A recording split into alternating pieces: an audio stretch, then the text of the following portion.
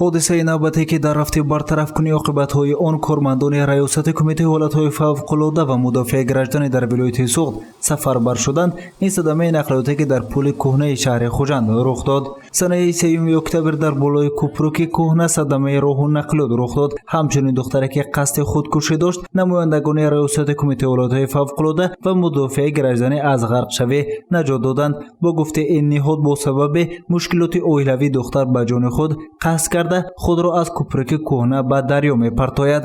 Чунин ҳодисаҳо бисёр ҳастанд. Дар фаъолияти рӯзи кори мо қариб ҳафтае нест ки мо ба ягон ҳодисаи фавқулодаи техногенӣ аз табиат сафарбар нашавем.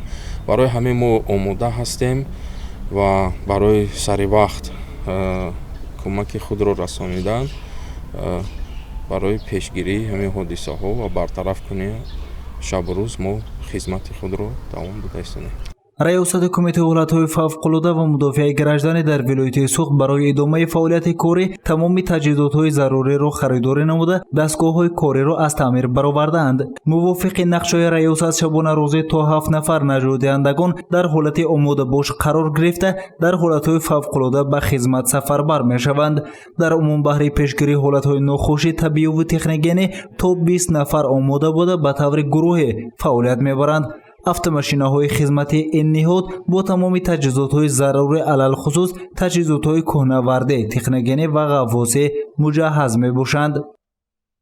Инчунин раёсат дар водии Зарафшон дастаи зудамали водии Зарафшонро таъсис додааст ки дар он ҷо ҳам дастаи зудамали наҷотдиҳандагон фаъолият мебаранд ва бо техникаву таҷҳизотҳои зарурӣ муҷаҳҳаз мебошанд. айни ҳол барои зимистонгузаронӣ омодагӣ боз ҳам рафта истодааст. раёсати кумита дар вилояти Суғд омодагии худро дида ҳамаҷониба барои аҳолӣ саривақт омода аст ки дар ҳолати ягон фавқулода ё ки дар ҳамин ноустуворӣ ба аҳолии халқ ёрдами худро расонад.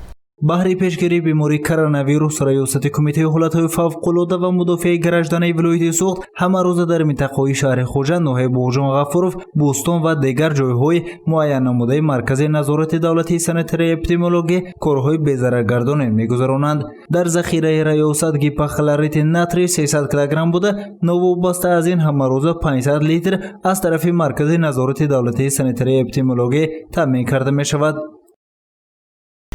либосҳои махсус, таҷҳизотҳои дорупошӣ ва доруҳои маҳлулҳои гипохлорити натрий мо омода намуда будем ва дар ҳолати ҳамин хуруҷ кардани касал мо аз аввали ҳамин хуруҷаш то ҳозира аз ҳисоби дастаи наҷотдиҳӣ гурӯҳ ҷидо кардагием. 10 нафари бо навбатдории шабонарӯзӣ дар раёсат фаъолият бурда истоданд. ҳар рӯз онҳо накам аз 10 биноҳои ошиёна ва кӯчаҳое ки зиёда аз 100 хона ё 50 хона доранд, ҳар рӯз бо маҳлулҳои гипохлорити натрия корҳои безараргардонӣ карда истоданд.